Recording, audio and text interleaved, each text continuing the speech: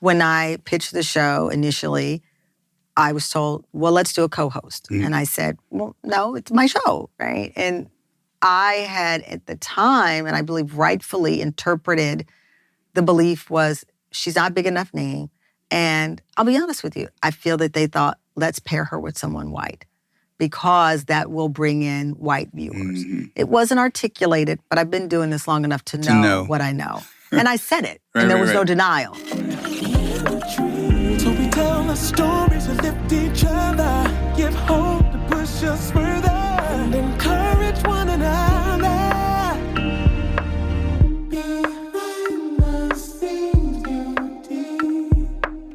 Tamron Hall's mantra seems to be, bet on yourself, and clearly it's a winning strategy.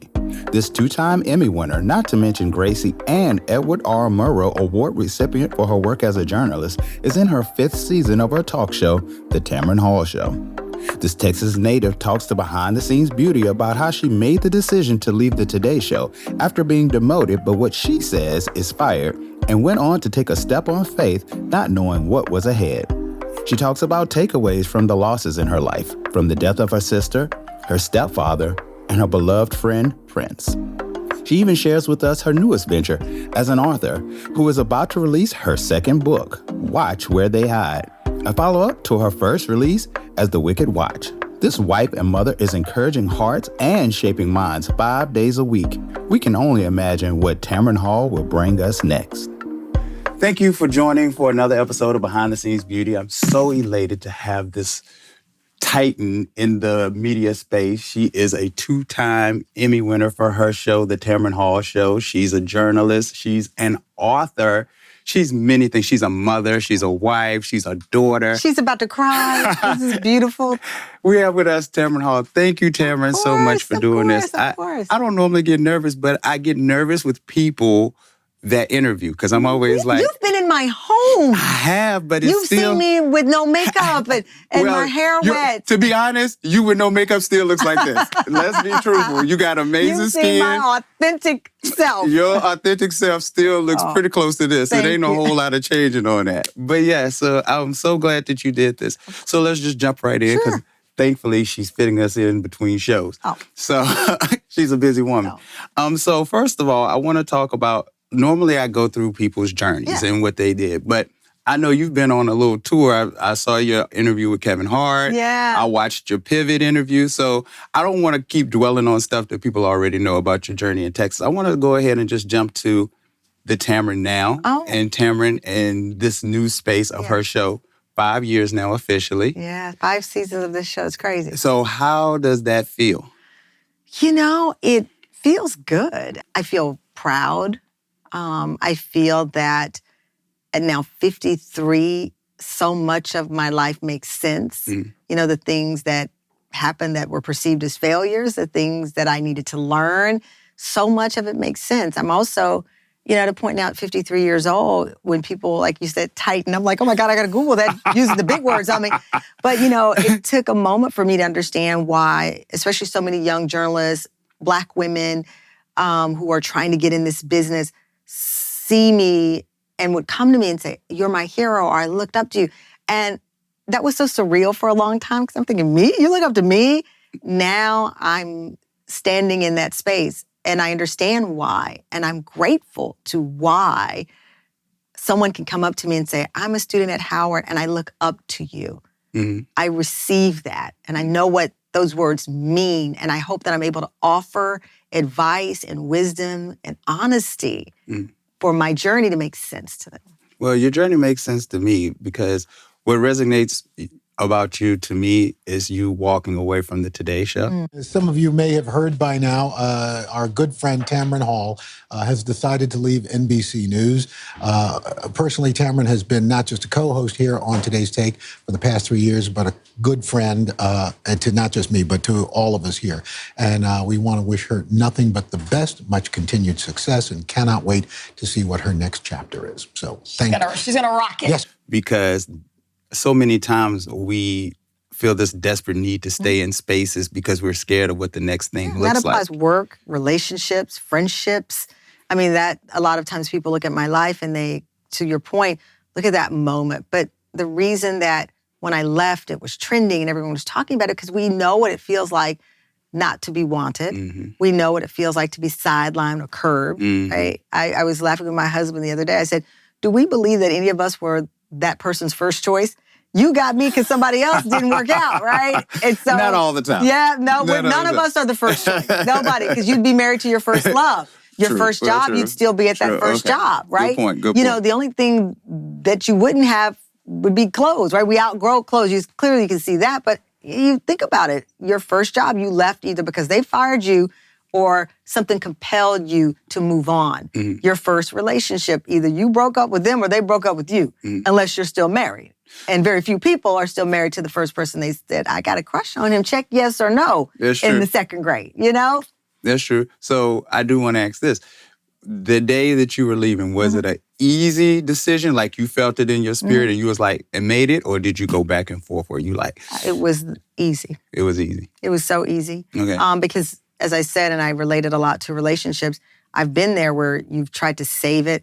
And then that one day you wake up and you say, you know what? Don't serve me. I'm good. Doesn't serve me anymore.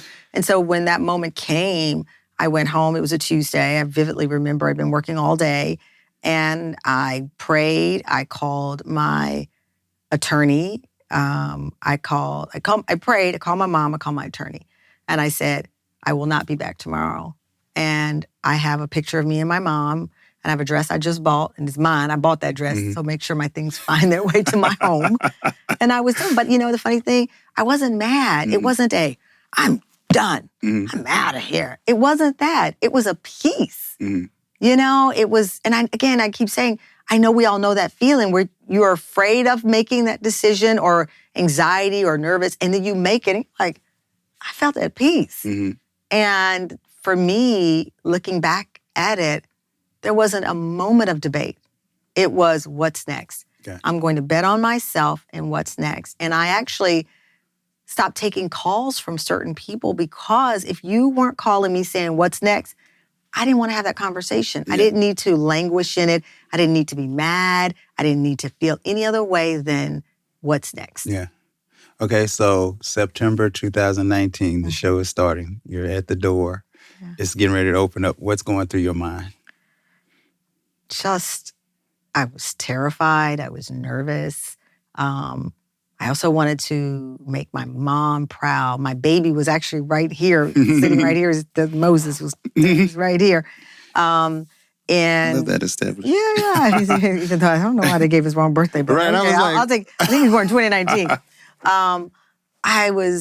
I was nervous, but that kind of nervous energy where you know you have no choice but to get it. You know, I felt like a rocket where, you know, the reverberation, and then all of a sudden it's like, it's go, let's go. And the remarkable thing about that show, which a lot of people don't know, and I'll tell you, everything had fallen apart. We didn't have any booked guests. I had a different executive producer at the time, and we were already having different views about the direction of the show.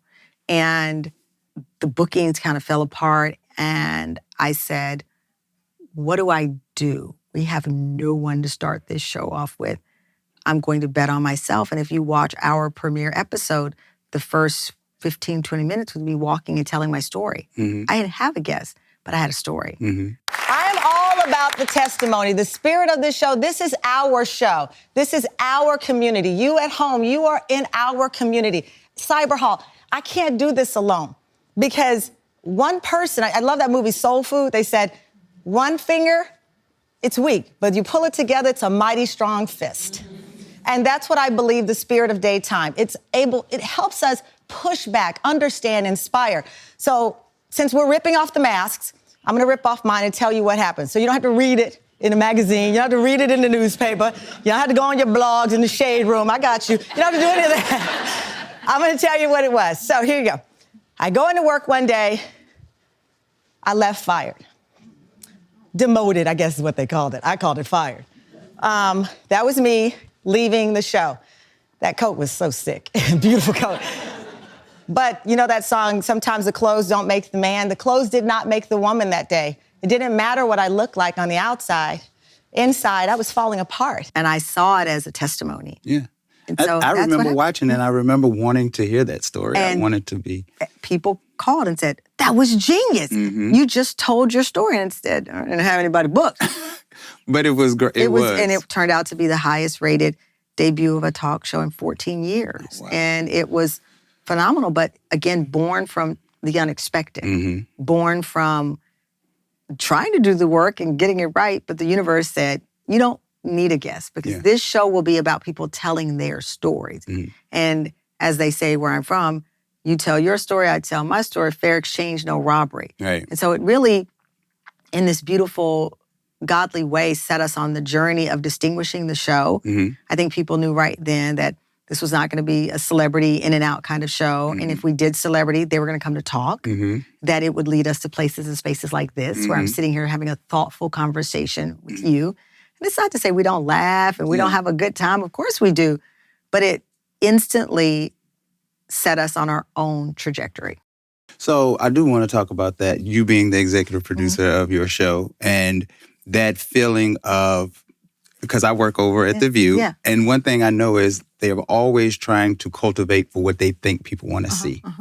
And here, I've noticed that your show is very cultivated to who Tamron is. It is. You have people on your show that normally don't get a chance. You have Telfar. You do the fashion segment. You had the gospel artists that a lot of times don't, because gospel music isn't really a trendy medium. So for you to be able to bring all these things, how does that feel? Oh, that feels fantastic. I mean, listen, when I pitched the show initially, I was told, well, let's do a co-host. And I said, well, no, it's my show, right? And I had at the time, and I believe rightfully interpreted, the belief was she's not a big enough name. And I'll be honest with you, I feel that they thought, let's pair her with someone white because that will bring in white viewers. It wasn't articulated, but I've been doing this long enough to know what I know. And I said it, and there was no denial, you know? So that was the first version of what was brought up. And then it was, we don't want to give you the title of executive producer because that will mean you get to call shots. And it wasn't worded that way, but why wouldn't you, you know? And I fought for that, and I was prepared to not go forward with anyone who felt that I could not executive produce something that I had thought of and thought about very deliberately. I mean, I studied old talk shows to the set. I mean, a lot of times when I was talking to Kevin Hart recently, you know, people will study or assume I studied Oprah, or I admire them, and what she accomplished allowed me to be in the room, right? But there was never an intention to copy. You can't copy what's already done. You can find your weapon and who you are. And so I studied set design. I studied the color of chairs, all of those things. So to me, I was an executive producer. I'm not just walking out here talking. But I also looked deliberately at it with intention about conversation and what I felt we could bring to the daytime space. What I felt was my weapon. I tell people I love cooking and I love having bottles of wine at my home and just talking to people. You can give me a reservation at the best restaurant in the world. I'd much rather be at my home with bad food and having a great conversation. So to your point and to your question, the content really reflects where I am in my life. And fortunately, and I'm so grateful, it matches where a lot of people are. You're looking for hope. You're looking for joy. You know, we have our gospel greats. I wanted to talk about my faith on my show, not to change anyone's journey, but that's a part of it. Those. Right, and I tell people all the time, you don't have to believe the same thing I believe, but if you put on Erica Campbell and you don't feel a way, you don't have to believe in the Bible. You hear her sing her song Positive, where she rocked on our show. It will make you. Oh, you did? Yeah. You know, it makes you want to stand up, and that's the soul of it. So our show, I think, is rich in relevance from our fashion, our up and coming fashion designer series. It's also steeped and rich in the journey that I think we all are living, which is one, I hope, of positivity and one of just wanting growth. Want to be better than we were the day before. Doesn't mean change. Just make some improvements. Okay. So this is going to be slightly a pivot, but I was having a conversation with someone about grief last night. And you've had loss in your life. You've lost Prince, who was a very close friend of yours. You lost your sister to murder and violence. And I think you lost your stepfather. My stepfather passed away when 2008. When I moved here, my stepfather is the dad God meant for me to have. My very first holiday that I ever missed, he took ill and died soon after New Year's of the next year, a few months later. And yeah, it was one of the most devastating things that ever happened to me. My parent, right? A parent that I met late in my life. When he became my dad, I understood what dads meant. Right. And it was a lot. It was a lot of loss, especially moving here in New York and feeling so lonely and then having this event happen in my life. So my question is, what do you take away from their life that you use in your everyday life? Oh, boy, there's so many things. From my father, I take my discipline. My mom and dad were a perfect match. My dad was like 20-something years older than my mom, but she's so disciplined and so direct and so about her. And she likes, I'm about my business, Miss Hall. I'm going to get it done. So my mom is very about her business. My dad had a military discipline. And so I'm very disciplined, even down to what I wear. I mean, people see us walk out in certain fashions. I think about the content that day and how it matches the fashion. I don't just pick an outfit. Right. The fashion is a part of the story. Yeah. And so what I select matches that moment, and it is thought out. When I'm here with my wardrobe team, we have the calendar. I'm like, who's on the show? What are we talking about? What is the topic? And that outfit matches that moment every time. So I learned my discipline from my dad, especially organizationally. I just, finished my second novel, Watch Where They Hide. I sold a cookbook. I'm now about to sell another book, and I'm executive producing a couple of shows that'll be out soon. And I can't do those things without discipline and be present in the life of my husband and my child and be present for myself. So I learned that. From my sister, I learned I'll be honest with you, my sister was very much a rebel. And she was like a very, I guess we could say this here, my sister was a very fucking person. She was like, fuck it, And she lived by the seat of her pants. Right. And that came with some hard truths about life. She battled addiction. I would say that she believed, she wasn't the mom that she probably envisioned that she was going to be the day she had her children. But she was fun, One of my favorite videos is me getting ready for the prom or something. And she's teasing my hair up. And she was the first person I really met that loved like beauty products. And she always knew the latest thing that, and she came home once. She had a perfume that was on a necklace that she'd gotten at Neiman Marcus. I remember these things very vividly because she was a very glamorous person, but that glamour came at a cost sometimes.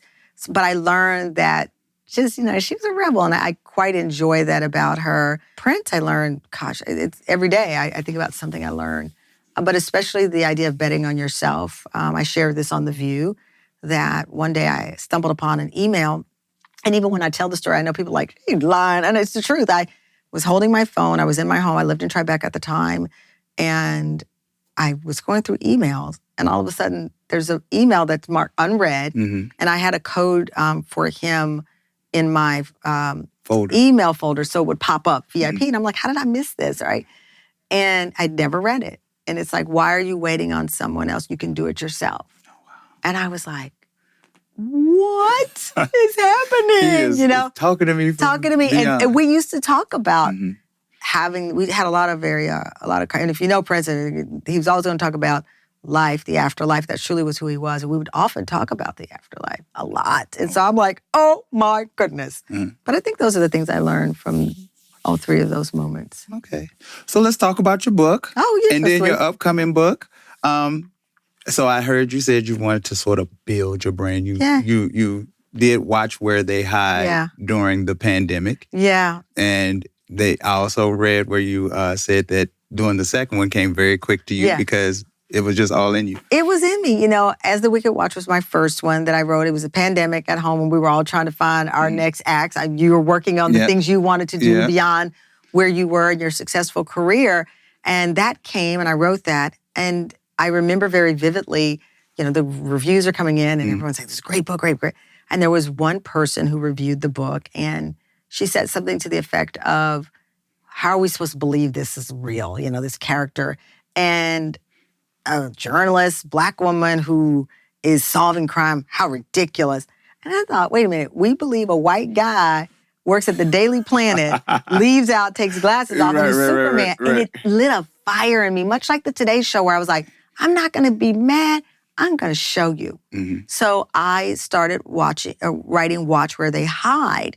And I was so committed to this character, Jordan Manning, and bringing her to life for two reasons. A, to silence that critic, and also an industry that we just had Eric LaSalle on from ER, great Eric. He's a crime writer, thriller writer.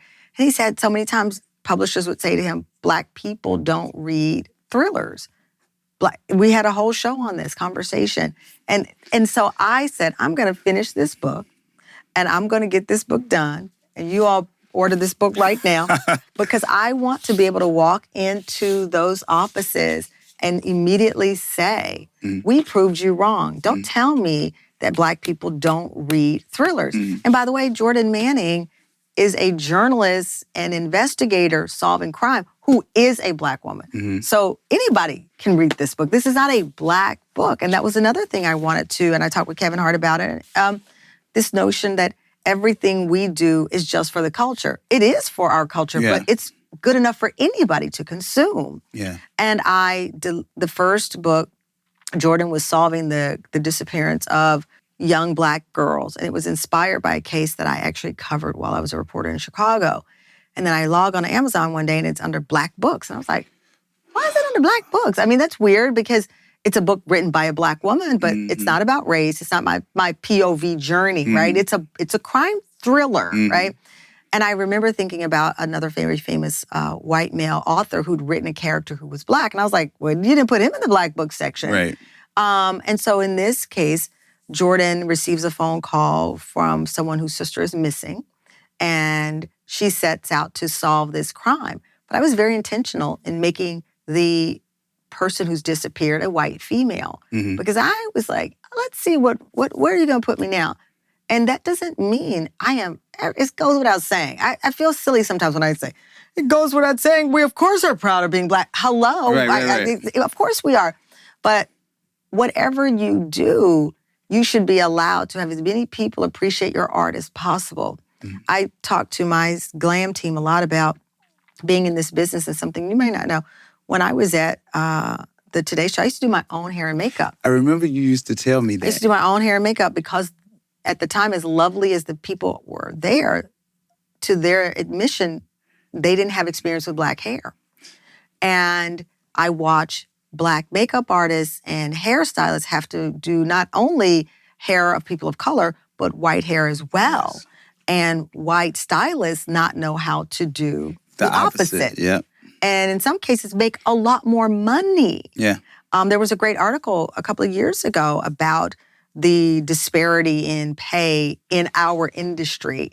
And so when I go in and somebody books me and they try to shrink down the salary of my hair person or my makeup person, I'm like, absolutely not. Absolutely not. I appreciate you doing that because nobody fights for us sometimes. Well, you better ask my team. A lot of times they do not see the value in us. Let me tell you, I have, and this is not to pat myself on the back, but let me pat myself on the back. I'll pat you. My team will tell you, and Johnny Wright will tell you, I have declined gigs if they're not going to pay us right. Oh.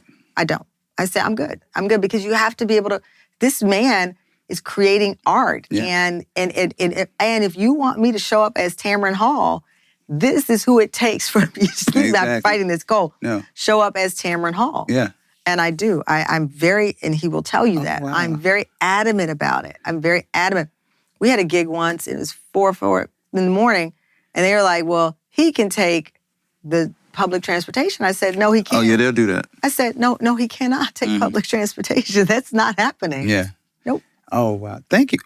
Thank you as a hairstylist, as a person in this industry. Well, thank you. I mean, listen, I wouldn't be who I am in this presentation that you're seeing without Johnny Wright. Johnny and I have been together for 20 years, but Jessica Smalls on my makeup team, Raul Terra, my style team, Eric Neiman. Eric met me. I was on a random magazine cover, Philly Style magazine, and they were like, we got a stylist. But I had been so distrustful at this point because every time you go in, it was like somebody who did not gel with what I saw in myself. And I was really worried. And I came in, and there's this guy, this white guy from South Africa, and they're like, he's going to be styling you. And I'm like, I don't know this guy, but I'm going to look at this rack. And it was just beautifully curated. You could tell he'd gone and studied me and my style, but also brought things that I wouldn't have thought of for myself. But let's push it. Let's see. So the team that pulls this all together, these are all artists. These are all people who studied and went to school and trained. And they are as important to the Tamron Hall show and me as the writers of the content that come out of my mouth. Because I have an uncle, my Uncle Henry, super country. He always says, I just watch to see what you got on. Right. Because I was going to say, your fashion is, did they ever try to tell you to downplay it any? Oh, of course, yeah. Did they try to say you were like unrelatable? Relatable. Yes, of course. I mean, that's happened at different points. Even when I was at the Today Show, people would say, oh, why this? And I never listened to it. I was surprised when the show launched and I was on the phone with someone who's not even in the business anymore, but it was a different market because the show is syndicated and it's on around the country, and each station, has their feedback, which we love. And I'm so happy to have the great support of our station groups. But there was one person 5 years ago, as I said, not even in the business, said, I'm worried your high heels are too high and your wardrobe is a little too glamorous. And I'm going, and I said, this is odd. And we were on a call, and I said, with all due respect, this is odd coming from a white man. I don't expect you to get it. I said, you're not our demo, right? You're not who's watching daytime television. TV, yeah. And he said, no, actually, it came from a Black woman who told me this. And I said, she's a hater. He couldn't believe I said that. And I was kidding, but not. But no. But not, because then I made reference to some very stylish women on TV who are not of color. And I've come into that, I've had, for example, a magazine say, we want you, but can you take your shoes off? Or can you wear just a T-shirt and jeans? And I said, you to be that. I don't dress like that, So you've always been sort of pretty much glamorous all your life. I don't know if it's glamorous, but... You're very Diane Carroll. Am I really? I don't think that way. No, you are. I'm inspired by, my mom was a 19-year-old single mother, but she'd go to church on Sunday, and they were going to bring it. Yeah. My Aunt Katie had random jobs, and she's now in her 80s, but I grew up, my mom and her sisters would go out to the club, because remember, my mom was young, so I saw them walking to the clubs and going to the club, and they'd have on their stacks and then their pieces, and they look like the Supremes. They look like just gorgeous and glamorous, right? And my dad, military man, and I remember the last picture of their last vacation together, and they went on a cruise, and my dad loved like the captain's night, I guess, on the cruise where you dress up, and he has an immaculate white jacket on, and there he is with my mom on their cruise to, I don't know where they were going, port to something, and they just look good. And I love that. I wear jeans. I'm very casual. I just started back wearing jeans. I didn't wear jeans for a very long time because Prince hated jeans. Really? He said he used to say he hadn't worn jeans since Little Red Corvette. And he would always say, why do women wear jeans? Your bodies are so soft and you put on something hard. And I was like, well, okay. That is interesting. And then it sipped in my head a bit, because that's what he did. It gets in your head. Yeah. And then I stopped wearing jeans, but then we had a Tori Spelling on our show, and we did like a 90s retro, and Eric brought me these Versace jeans with rips in them. They were so fire. And then I saw Rihanna in these vintage Tom Ford feather jeans, fire. I was like, I got to get my jean game back on. Wait a minute now. I can do jeans. I just got to do it stylish. My way, right? Yeah. So no, I love fashion. I love to see people create. I love like when Telfar was on, the story of it. It means something to me. It's a weapon. Look, this is a weapon. Oh, it definitely is. I feel that same way. I lived in Virginia, and I never had anywhere to go to dress up. So now that I live in New York, I try to do Bring it all the time. I think it. I love it. So we're running out of time, but my final question that I always ask everybody is, what does Tamron Hall, well, I'm going to give you a two-part question. Okay. Because you quoted from a book that you love, Path of Light, that who are you if there's no title under your name? Who is Tamron Hall with no title under her name? I believe she's the person at 2 a.m. you call when you just learned your boyfriend or girlfriend was cheating, and you need to drive by to verify. So you're the rah-rah girl. No, I'm kidding. I was that girl. No, I hope, and I tell people this all the time, I don't even like to think about death, even though we all know it's, I hope that people know I'm the person who rooted for them. I hope that every person I encounter knows that. And I tell even my team, one day I want to be at home and watching TV and I want to see your name scroll your production company. I want to see your name on. I remember that she was an intern. I love that. I take great joy in this saying, a rising tide lifts all boats. I have 180 people on this show. As I rise, I want them to rise. Right.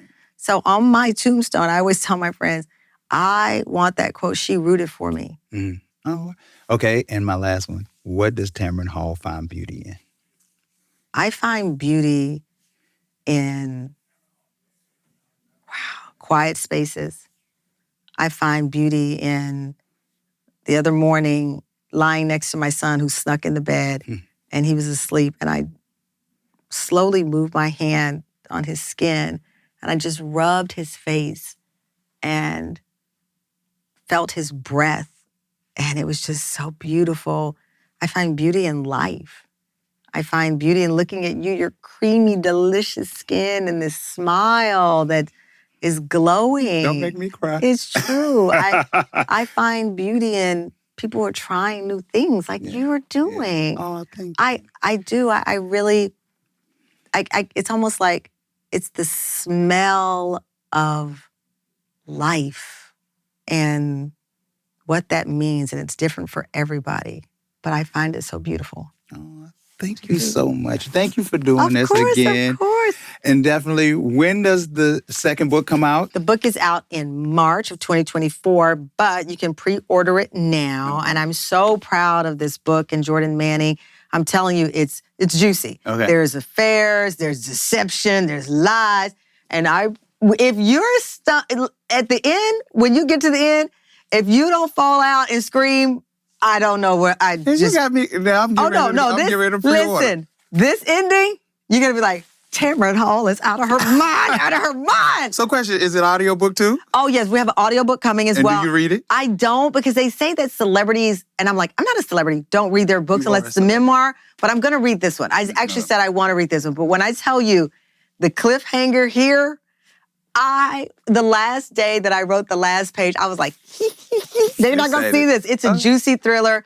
This mom has gone missing, and Jordan sets out to find out where she is. So is this going to be a continued series? Oh, yeah, no. We have As the Wicked Watch and Watch Where They Hide. People ask me, do you have to read this to get this? No, I wanted them to be freestanding, self-sufficient. Okay. So you can get to know Jordan in this, or you can just get yourself a glass of wine and just do both. But this one is a juicy head turner. Okay. So make sure you pre-order the book. Make sure you check your local listings to see where Tamron is. You can do what? You go to TamronHallShow.com and put in your zip code, and it tells you where the show is airing in your area, and I can't wait. I can't wait. She's got fashion. She got amazing looks and books. Looks and books. Hey, looks and books. Hey. All right, sweetheart. I love Thank you so much. Congratulations on everything. Well deserved. I appreciate it.